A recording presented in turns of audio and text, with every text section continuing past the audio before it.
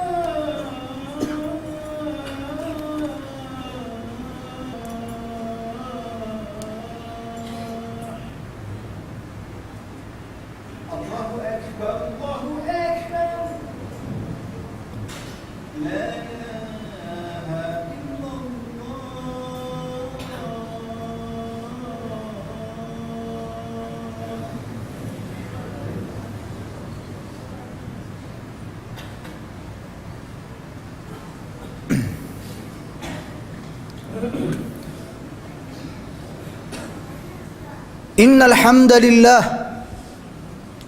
nahmaduhu wa nasta'inuhu wa nastaghfiruh wa na'udzu billahi min shururi anfusina wa min sayyiati a'malina man yahdihillah fala mudilla lahu wa man yudlil fala hadiya lahu wa ashhadu an la ilaha illallah wahdahu la sharika lahu وأشهد أن محمدًا عبده ورسوله يا أيها الذين آمنوا اتقوا الله حق تقاته ولا تموتن إلا وأنتم مسلمون يا أيها الناس اتقوا ربكم الذي خلقكم من نفس واحدة وخلق منها زوجها وبث منهما رجالا كثيرا ونساء واتقوا الله الذي تساءلون به والأرحام إن الله كان عليكم رقيبا يا أيها الذين آمنوا اتقوا الله وقولوا قولا سديدا يصلح لكم أعمالكم ويغفر لكم ذنوبكم ومن يطع الله ورسوله فقد فاز فوزا عظيما أما بعد فإن أصدق الحديث كتاب الله وخير الهدي هدي محمد صلى الله عليه وسلم وشر الأمور محدثاتها وكل محدثة بدعة وكل بدعة ضلالة وكل ضلالة في النار أو كما قال صلى الله عليه وسلم. Sidang Jumaat yang dikasihi dan dirahmati Allah Subhanahu wa taala sekalian, marilah sama-sama kita bertakwa kepada Allah Subhanahu wa taala, meningkatkan amal kebaikan kita, meningkatkan ketakwaan kita, meningkatkan tahap keimanan kita, memperbetulkan sikap dan tingkah laku kita agar lurus dan tepat dengan petunjuk Allah Subhanahu wa taala dan Rasulnya sallallahu alaihi wasallam. Daripada Ibn Mas'ud radhiyallahu anhu, Nabi sallallahu alaihi wasallam bersabda, "Usikum bitaqwallah," ataupun ittaqullah haitsuma kunt. Bertakwalah kamu kepada Allah Subhanahu wa taala di mana sahaja kamu berada. Maka pada hari ini kita melihat di luar sana banyak fitnah yang berlaku, dugaan, mihnah, cabaran dan sebagainya yang Allah Subhanahu wa taala timpakan ke atas umat Islam, timpakan ke atas kaum muslimin, untuk memastikan siapakah daripada kalangan kita memiliki ahsanu amala, amalan yang terbaik, yakni akhlasuhu wa aswabuh, amalan yang paling ikhlas dan amalan yang paling bertepatan dengan petunjuk baginda sallallahu alaihi wasallam. Antara ujian dan fitnah yang besar yang Allah Subhanahu wa taala timpakan ke atas umat Islam pada hari ini, yaitu Allah Subhanahu wa taala tanggalkan daripada jiwa mereka perasaan cintakan, perasaan hormat, perasaan berpuas hati, perasaan berbangga dengan agama mereka sendiri, perasaan berbangga dan perasaan hormat kepada ayat-ayat Allah Subhanahu wa taala, kepada perkataan-perkataan baginda sallallahu alaihi wasallam. Pada hari ini kita lihat manusia menggunakan perkataan-perkataan golongan-golongan kufar, mereka cuba islamisasikan perkataan-perkataan tersebut, sedangkan wujud di sana ayat-ayat Allah Subhanahu wa taala, wujud di sana perkataan-perkataan baginda sallallahu alaihi wasallam yang mereka ketepikan, yang mereka abaikan, yang mereka gambarkan ianya sebagai perkataan-perkataan yang jumud, kuno, ketinggalan dan terkebelakang. Sidang Jumaat yang dikasihi dan dirahmati Allah Subhanahu wa taala sekalian, Allah Subhanahu wa taala berfirman di dalam surah At-Taubah ayat yang ke-32 dan yang ke-33, yuriduna an yutfi'u nurallah biafwahihim wa ya'ballah an yutimma nurah walau karihal kafirun. Yang bermaksud sesungguhnya mereka-mereka itu, yakni golongan-golongan kufar, mereka menginginkan untuk memadamkan cahaya-cahaya Allah Subhanahu wa taala di atas muka bumi ini. Mereka berusaha untuk memadamkan cahaya-cahaya Allah, yakni agama Allah Subhanahu wa taala di atas muka bumi ini. Akan tetapi Allah Subhanahu wa taala menghalang perbuatan mereka. Usaha yang mereka lakukan dengan usaha yang pelbagai, Allah Subhanahu wa taala gambarkan di dalam ayat ini. Usaha yang mereka lakukan adalah dengan lidah-lidah, lisan-lisan mereka, biafwahihim. Akan tetapi Allah Subhanahu wa taala menghalang usaha-usaha mereka. Bahkan Allah Subhanahu wa taala menyempurnakan agama ini, Allah menyempurnakan cahaya-cahayanya, walaupun golongan kafir itu membenci petunjuk Allah Subhanahu wa taala.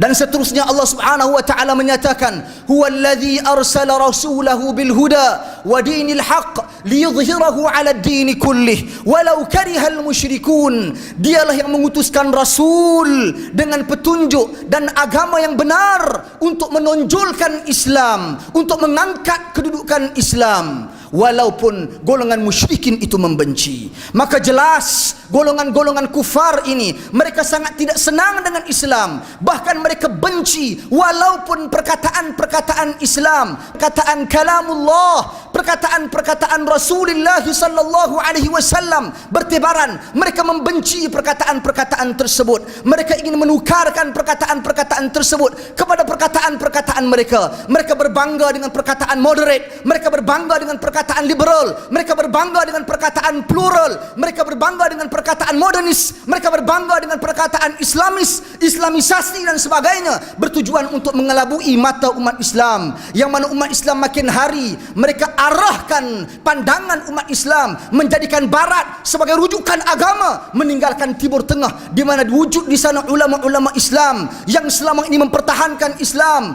membaca ayat-ayat Allah Subhanahu wa taala, mengagungkan kalam Rasul sallallahu alaihi wasallam. Sedangkan pada hari ini mereka berbangga dengan kata-kata tokoh-tokoh barat, mereka menukilkan kata-kata Stephen Covey, mereka membawa buku dan perkataan-perkataannya 7 Habits di melata tempat. Sedangkan Allah Subhanahu wa taala melalui Rasulnya sallallahu alaihi wasallam telah menjelaskan integriti, telah menjelaskan etika dalam kehidupan, telah menjelaskan akhlak dan sebagainya. Kalau kita buka di dalam Al-Quran, kalau kita buka di dalam hadis, bagaimana Aisyah radhiyallahu anha menggambarkan akhlak baginda sallallahu alaihi wasallam. Apabila manusia bertanya kepada Aisyah, bagaimanakah akhlak Nabi sallallahu alaihi wasallam, kata Aisyah radhiyallahu anha, kana khuluquhul Quran. Akhlak baginda sallallahu alaihi wasallam adalah seperti Al-Quran. Ingin mengenal akhlak Nabi tidak perlu merujuk kepada 7 Habits. Ingin mengenal akhlak Nabi tidak perlu merujuk kepada pendeta-pendeta barat. Ingin mengenal akhlak Nabi tidak perlu melihat kepada negara-negara barat. Eropah, Amerika dan sebagainya ingin mengenal akhlak Nabi. Lihatlah para ulama yang mana mereka merupakan pewaris para Nabi. Kata Nabi sallallahu alaihi wasallam di dalam hadis yang diriwayatkan oleh Abu Daud, al-ulama warathatul anbiya wa innal anbiya lam yuwarrithu dinaran wala dirhama wa innama warathul ilm. Sesungguhnya para ulama itu merupakan pewaris segala nabi, dan para nabi mereka tidak mewariskan dinar dan dirham, sebaliknya mereka mewariskan ilmu. Maka inilah yang kita inginkan dalam dunia Islam pada hari ini. Sebenarnya kita bukan menolak kebenaran, kita tidak nafikan. Di dalam penulisan-penulisan golongan-golongan barat ini, golongan-golongan kufar, terdapat kebaikan, terdapat kebenaran, akan tetapi kita memiliki prinsip. Kita ahlu sunnati wal jamaah, kita yang beriman kepada Allah, kita yang beriman kepada Rasul, sudah semestinya kalamullah dan kalamur Rasul yang kita dahulukan di dalam penulisan kita, yang kita dahulukan dalam ucapan kita, yang kita dahulukan dan terjemahkan di dalam kehidupan kita. Mengapa kita pada hari ini kita lihat sidang Jumaat yang dikasihi dan dirahmati Allah Subhanahu wa taala sekalian, barat bimbang apabila melihat kebangkitan dunia Islam, barat bimbang apabila melihat ayat-ayat Allah Subhanahu wa taala mula bertebaran di atas muka bumi. Barat bimbang apabila masyarakat Islam mula kembali kepada etika berpakaian ala Islami. Barat bimbang apabila umat Islam mula mengungkapkan ayat-ayat Allah dan hadis-hadis Rasulullah dalam perkataan-perkataan mereka. Barat bimbang apabila masyarakat Islam telah berusaha untuk membudayakan Islam di dalam kehidupan mereka. Barat bimbang apabila penulis-penulis Islam mula menulis dan menukilkan perkataan-perkataan ahli ilmu, yang mana mereka ini merupakan ulama yang sebenar-benarnya yang dimaksudkan oleh Nabi sallallahu alaihi wasallam di dalam hadis yang saya bacakan tadi. Maka hasil kebimbangan ini, apa yang mereka lakukan? Mereka mula wujudkan pusat-pusat kajian Islam di negara mereka. Mereka berbangga dan mereka mengiklankan kehebatan dan kedudukan pusat-pusat kajian Islam mereka di serata dunia. Bagaimana dengan universiti di tempat-tempat di Timur Tengah sana? Bagaimana pusat-pusat pengajian ilmu di Mesir? Bagaimana pusat-pusat pengajian ilmu di Madinatul Munawwarah, di Makkatul Mukarramah? Bagaimana pusat-pusat pengajian ilmu di Jordan, di Yaman, di Syria dan sebagainya, yang mana di sana manba'ul ilm, tempat keluarnya ilmu, tempat lahirnya para nabi dan rasul. Kita bukan berkata kebenaran semuanya berasal daripada sana, akan tetapi oleh kerana pusat sumber rujukan Islam adalah Timur Tengah, maka jangan kita berpaling arah, jangan kita beralih arah. Tetap kita sebagai umat Islam menjadikan Timur Tengah sebagai rujukan agama kita, menjadikan Al-Quran, menjadikan As-Sunnah dan ulama-ulama yang mewarisi agama ini dengan sebenar-benarnya sebagai sumber rujukan kita. Pada hari ini apabila kita berpakaian ala Islami, mereka kata kita teroris. Apabila kita cuba tampil dengan perwatakan Islami, mereka kata kita kumpulan Al-Qaeda, JI dan sebagainya. Janggut menjadi permasalahan, kopiah menjadi isu, pakaian ala Islami menjadi isu, dikaitkan dengan kejumudan. Pakaian jubah dikatakan libasus syuhrah, ini pakaian yang melampaui batas dan sebagainya. Ini merupakan ideologi-ideologi barat yang sebenarnya tidak ada kaitan dengan prinsip agama, akhlak seseorang. Sidang hadirin, sidang Jumaat yang dikasihi dan dirahmati Allah Subhanahu wa taala sekalian, inilah usaha-usaha golongan kufar untuk memadam kekuatan Islam daripada jiwa umat Islam kita sendiri. Dan kita bimbang pengistilahan baru yang diguna pakai pada hari ini, istilah-istilah seperti moderate, istilah-istilah seperti liberal, istilah-istilah seperti jihad, istilah-istilah seperti bai'ah, istilah-istilah seperti ahlul bait dan sebagainya, disalah tafsirkan, digunakan sewenang-wenangnya oleh kelompok-kelompok tertentu, oleh gerakan-gerakan tertentu yang menyandarkan diri mereka kepada Islam. Kita perlu berhati-hati sidang Jumaat yang dikasihi dan dirahmati Allah Subhanahu wa taala sekalian. Apabila wujud di sana usaha-usaha untuk mengangkat, untuk mengagungkan dan mempertuhankan ideologi-ideologi sesat, golongan Syiah pada hari ini mereka menggunakan nama Ahlul Bait, Ahlul Bait untuk menarik perhatian umat Islam, kaum keluarga Nabi. Golongan-golongan khawarij, golongan-golongan pelampau radikal, mereka menggunakan jihad, perkataan yang sangat mulia di sisi umat Islam, perkataan yang sangat mulia di sisi ahlu sunnati wal jamaah, tetapi mereka telah kelirukan makna dan pengertian jihad.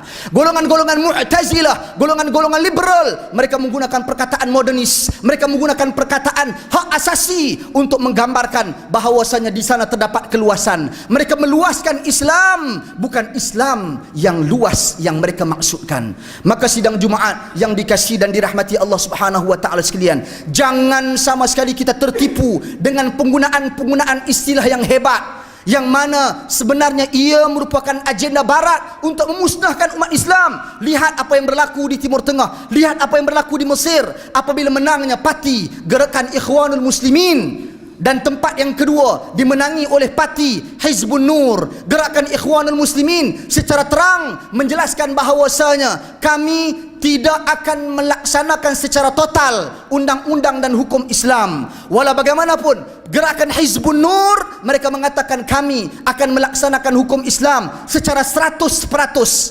Apa yang ingin saya sampaikan di sini bukan isu Ikhwanul Muslimin, bukan isu Hizbun Nur, tetapi isu media barat. Media barat yang menyebut bahawasanya gerakan Ikhwanul Muslimin yang tidak ingin melaksanakan hukum Islam secara 100% sebagai Islam yang moderat. Adapun gerakan Hizbun Nur yang ingin melaksanakan Islam sebagai 100%, mereka menamakan dia sebagai gerakan radikal, gerakan ultra konvensional, maka ultra konservatif, minta maaf, ultra konservatif. Maka inilah realiti yang berlaku, bagaimana media barat memanipulasi, bagaimana media barat memanfaatkan media, penulisan, televisyen, akhbar dan sebagainya untuk menipu dan mengemata umat Islam.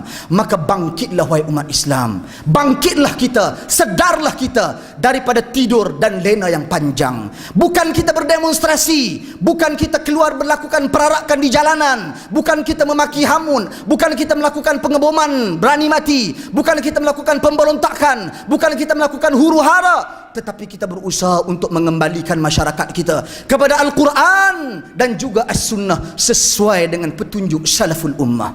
Maka sidang Jumaat yang dikasihi dan dirahmati Allah Subhanahu wa taala sekalian, jika kita lihat bagaimana Allah Subhanahu wa taala menyatakan di dalam Al-Quran, di dalam surah Az-Zumar, Allahu nazzala ahsanal hadis, Allahu nazzala ahsanal hadis kitaban mutasyabihan mathani taqsha'irra minhu juludul ladzina yakhshawna rabbahum. Allah Subhanahu wa taala dialah yang telah menurunkan sebaik-baik, semulia-mulia perkataan, yakni Alkitab, merujuk kepada Al-Quran yang ayat-ayatnya sangat bermutu dan berulang-ulang, di mana golongan-golongan yang beriman dan takut kepada Allah Subhanahu wa taala sudah semestinya akan bergementar kulit-kulit mereka apabila mendengar ayat-ayat ini. Kita inginkan jiwa-jiwa orang-orang Islam yang seperti ini. Kita inginkan jiwa-jiwa orang mukmin yang seperti ini, berbangga dengan ayat Allah, berbangga dengan kalam Rasulullah sallallahu alaihi wasallam. Walhamdulillahirabbil alamin. Wallahu a'lam.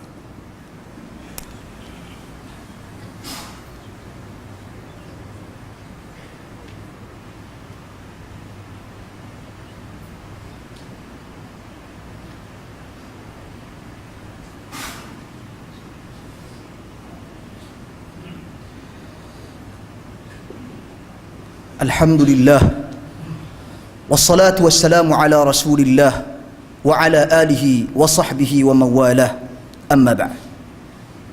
Sidang Jumaat yang dikasihi dan dirahmati Allah Subhanahu wa taala sekalian, apabila kita berhadapan dengan situasi dugaan bala bencana yang dibawa oleh golongan-golongan yang anti dan benci kepada Islam, golongan-golongan yang membelakangkan Islam, golongan-golongan yang berusaha untuk mencabut jiwa Islami daripada jiwa mereka-mereka yang cintakan Allah Subhanahu wa taala dan Rasulnya sallallahu alaihi wasallam, kita perlu sedar, kita perlu bangkit. Bangkit bukan hanya dengan suara, bangkit bukan hanya dengan semangat.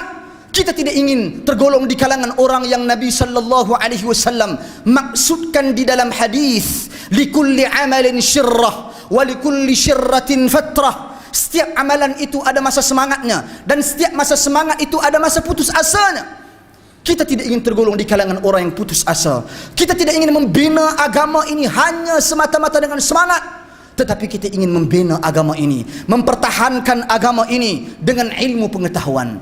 Baginda sallallahu alaihi wasallam telah memberikan kata-kata hikmat kepada kita, telah memberikan kata-kata semangat kepada kita yang perlu kita jadikan visi dan misi dalam perjuangan kita. Kata Nabi sallallahu alaihi wasallam, "Innallaha zawaliyal arda masyariqaha wa magharibaha wa sayablughu mulku ummati ma zuyali minha."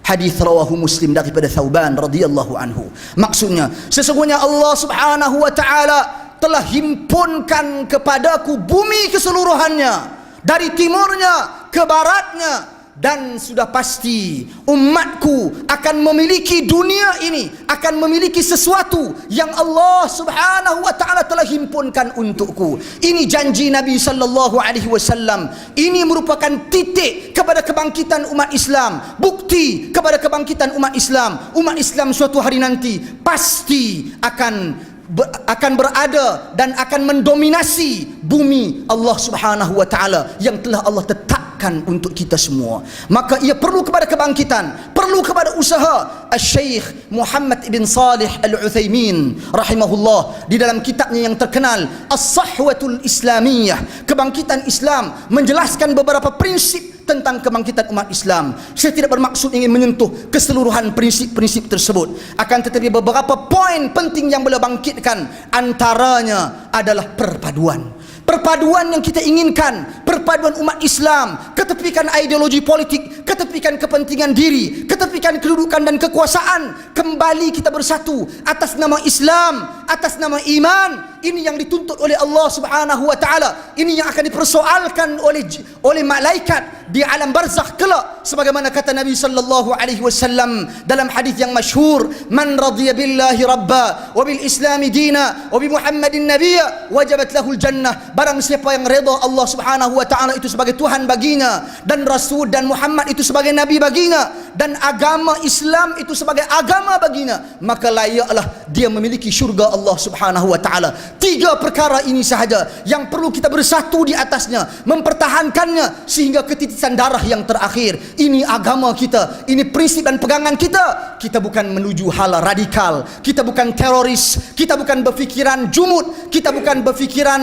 terlalu konservatif, akan tetapi kita Islam yang Allah Subhanahu wa taala turunkan, Islam yang Allah Subhanahu wa taala sampaikan kepada baginda sallallahu alaihi wasallam, Islam yang mengiktiraf kemodenan, Islam yang mengiktiraf teknologi, Islam yang mengiktiraf ekonomi, Islam yang mengiktiraf politik, Islam yang mengiktiraf sosial, Islam yang mengiktiraf hidup bermasyarakat. Maka ini Islam yang perlu kita terjemahkan. Akan tetapi apa yang kita bimbang, seperti yang saya sebutkan di dalam khutbah yang pertama tadi, apabila perkataan-perkataan Islam disalahartikan, perkataan-perkataan yang mulia seperti jihad, seperti bai'ah, seperti perkataan-perkataan yang seumpama dengannya, alul bait, perkataan akal, perkataan iman, perkataan Islam yang telah disalah tafsirkan oleh kelompok-kelompok tertentu, menyebabkan perjuangan mereka sebenarnya tersasar daripada jalan yang telah ditetapkan oleh Allah Subhanahu wa taala dan Rasulnya. Sesungguhnya baginda sallallahu alaihi wasallam bersabda di dalam satu hadis, "Akthirus salata alayya yaumul jumu'ah, man shalla alayya wahidatan sallallahu alaihi ashra." Perbanyakkanlah selawat ke atasku pada hari Jumaat. Sesungguhnya barang siapa yang berselawat ke atasku sekali, maka Allah Subhanahu wa taala akan berselawat ke atasnya 10 kali. Allahumma salli ala Muhammad wa ala ali Muhammad kama sallaita ala Ibrahim wa ala ali Ibrahim innaka Hamidum Majid. Allahumma barik ala Muhammad wa ala آل محمد كما باركت على إبراهيم وعلى آل إبراهيم إنك حميد مجيد. اللهم اغفر للمسلمين والمسلمات والمؤمنين والمؤمنات الأحياء منهم والأموات إنك سميع قريب مجيب الدعوات ويا قاضي الحاجات. اللهم إنا نسألك بأسمائك الحسنى وصفاتك العليا أن تحفظ جلالة ملكنا المعظم سلطان سلنغور سلطان شرف الدين إدريس شاه الحاج ابن المرحوم سلطان صلاح الدين عبد العزيز شاه الحاج. اللهم أدم العون والهداية والتوفيق والصحة والسلامة منك لولي عهد سلنغور تنكو أمير شاه ابن سلطان شرف الدين إدريس شاه الحاج في أمن وصلاح وعافية بمنك وكرمك يا ذا الجلال والإكرام. اللهم أطل عمرهما مصلحين لموظفين ورعية والبلاد وبلغ مقاصدهما لطريق الهدى والرشاد. Ya Allah, Engkaulah Tuhan yang maha berkuasa. Kami bersyukur kehadrat-Mu yang melimpahkan rahmat dan nikmat sehingga kami dapat meneruskan usaha ke arah memperkukuhkan negara umat Islam, khususnya negeri Selangor sebagai negeri idaman, maju, sejahtera dan berkebajikan. Rabbana hab lana min azwajina wa dhurriyyatina qurrata a'yun waj'alna lil muttaqina imama. Rabbana atina fid dunya hasanah wa fil akhirati hasanatan wa qina adzaban nar. Ibadallah, innallaha ya'muru bil 'adli wal ihsan wa ita'i dzil qurba wa yanha 'anil fahsya'i wal munkari wal baghi ya'idukum la'allakum tadhakkarun. Wallahu a'lam. Aqimis shalah. Allahu akbar, Allahu akbar. Asyhadu an la ilaha illallah. Asyhadu anna Muhammadar Rasulullah. Hayya 'alas shalah. Hayya 'alal falah.